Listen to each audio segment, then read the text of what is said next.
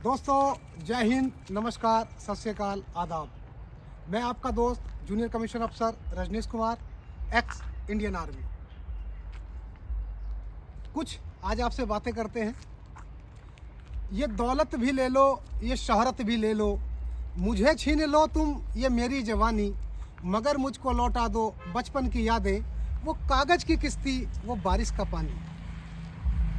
दोस्तों, जिस समय आर्मी ज्वाइन किया, पहले तो मैं आपसे बताना चाहता हूँ, फ़ौज एक पैसा कमाने का ज़रिया नहीं है।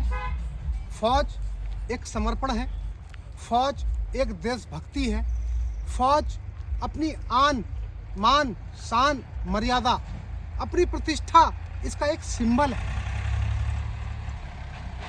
सेना में जितने भी सैनिक हैं वो लाइक करते हैं देशभक्ति, वो मर मिटते हैं अपनी आन, अपनी शान, अपनी कौम के ऊपर। एक मुझे आज एक वाकया याद आ गया। बैठे थे राष्ट्रीय राइफल RR, जो कि वैली के अंदर, जम्मू कश्मीर वैली के अंदर काम करती है अगेंस्ट टेररिज्म, आतंकवादी गतिविधियों के खिलाफ लड़ने का वो कार्य करती है। एक छोटे से समय में एक बड़े से बड़े ऑपरेशन को वहाँ पे अंजाम दिया जाता है। खबरें मिलती हैं कुछ अलग अलग तरीक़ों से। हमारा खुद का इंटेलिजेंस, इंटरसेप्ट, उसके बाद खबर मिलते के साथ ही कंपनी को बुलाया जाता है। वहाँ पर एक मीटिंग, एक लेक्चर किया जाता है, कैसे ऑपरेशन लॉन्च करना है, हमारे रूट्स क्या होंगे, हमारी इंफॉर्मेशन लीक ना हो, वेपन कौन कौन से ऑपरेशन में लिए जाएंगे, कितनी पार्टीज बनी जाएंगी। उसके बाद ऑपरेशन किया जाता है लॉन्च। सबसे पहले वो रास्ते अपनाए जाते हैं जहाँ पे सरप्राइज लॉस ना हो, कोई व्यक्ति आते जाते हमको ना देखे, कोई जानवर सपोज दैट कुत्ते वगैरह हमारे ऊपर ना साउंड करें, ना भौंकें, और जिस प्रकार से भी सरप्राइज लॉस हो सकता है उन चीज़ों को ना किया जाए। वो सारी इन डिटेल कंपनी लेवल पर या बटालियन लेवल पर एक ब्रीफिंग की जाती है। ब्रीफिंग के बाद किया जाता है ऑपरेशन लॉन्च। आतंकवादियों की कितनी संख्या है, उनके पास क्या वेपन्स हो सकते हैं, मिलिटेंटों की खुद की क्या इंटेलिजेंस है, इन सब चीज़ों को मद्देनज़र रखते हुए सबसे पहले किया जाता है कॉर्डन। कॉर्डन मीन्स उस एरिया को घेरना। अगर वो विल्टअप एरिया में है, आबादी वाले एरिया में है, तो उस एरिया को पूरे को सील करना। उस एरिया को कॉर्डन मीन्स उस एरिया को पूरी ओर घेर लेना। घेरने के बाद वहाँ किया जाता है क्रैकडाउन। किसी सिविलियंस की कोई क्षति ना हो सके, किसी सिविलियंस को कोई क्षति ना हो सके, किसी की पर्सनल प्रॉपर्टीज़ को कोई नुकसान न हो सके। तो क्रैकडाउन वहाँ पर जब करते हैं तो बाय वॉइस, कोई माइक वगैरह से पूरे गांव वालों को एक जगह पर लेके आ जाता है जहां पर उन्हें किसी प्रकार की कोई क्षति ना हो, कोई उनके साथ मिस हैपनिंग, कोई दुर्घटना न हो सके।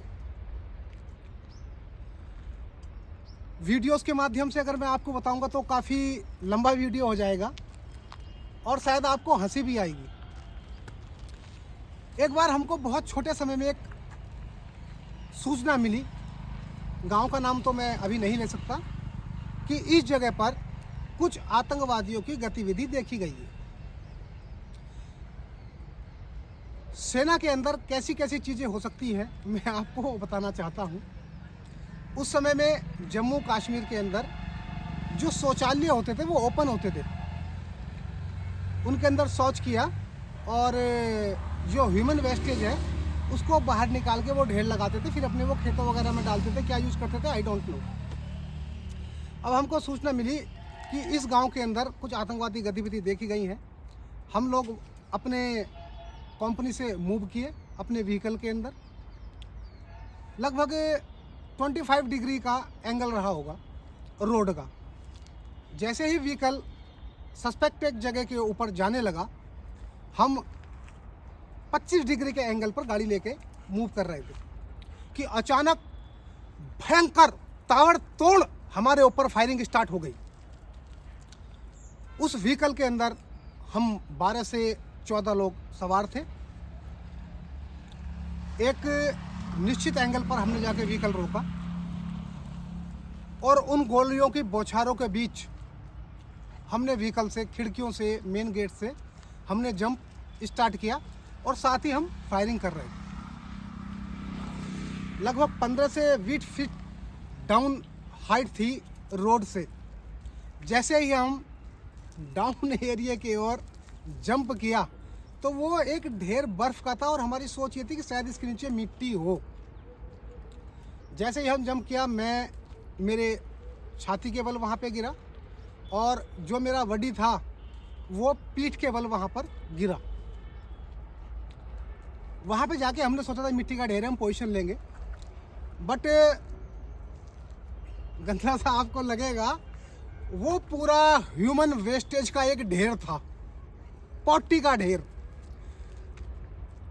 बर्फ वहाँ से हटी, हम जो गिरे, और फिर वहाँ से हम क्रॉल बोलते हैं कोहनियों के बल चलने के लिए। हम क्रॉल करते हुए जहाँ से हमारे ऊपर फायर आया था हम वहाँ पर पहुँच गए और एक बहुत बड़ा पेड़ था। तो कश्मीर के अंदर एक पेड़ होता है चिनार का, बहुत बड़े बड़े, जैसे अपना बट वृक्ष होता है उस टाइप के पेड़ होते हैं। उस पेड़ का हमने वहाँ पे जाके आड़ लिया। उस समय तक जब गिरे थे उस समय तक तो कुछ समझ नहीं आ रहा था, लेकिन वहाँ जाके हमने अपना फायरिंग स्टार्ट किया। उन लोगों को, आतंकवादियों को हम घेर चुके थे। थोड़ी देर बाद मेरा बॉडी बोला, सर आपके अंदर से बदबू आ रही है। मैं अपनी जैकेट को उंगली से ऐसे किया और स्मेल किया। मैं यार खुशबू तो तेरे अंदर भी नहीं आ रही है। अब जब हम लोग समझे कि ये चीज़ है क्या, तो एक्चुअली वो पूरा ह्यूमन वेस्टेज था, वो पूरी पॉटी थी। आपको मैं बता रहा हूँ कि सेना के अंदर कैसी कैसी सिचुएशंस आती हैं। बर्फ़ पड़ी हुई उस सर्दी की रात में अंदर। तो दोस्तों वहीं से फिर हम लोगों ने, हमारे पास एक वॉकी टॉकी सेट था, वहाँ से हमने कंपनी हेडक्वार्टर में कॉल किया कि सर ऐसे ऐसे है, कपड़े हमारे पूरे ख़राब हो चुके हैं।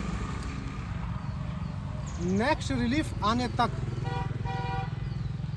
हम लोग खाली एक अंदर टी शर्ट के अंदर उस बर्फ़ भरी रात में वो ऑपरेशन करते रहे। लगभग वहाँ से कंपनी की दूरी थी 10 से 12 किलोमीटर।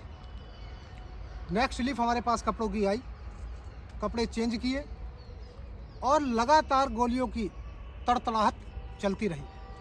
तो ऐसा नहीं है कि सेना के अंदर हमेशा अच्छे ही दिन होते हैं। सेना के अंदर अच्छे और बुरे दोनों दिन देखने पड़ते हैं, क्योंकि सेना एक त्याग है, सेना एक समर्पण है।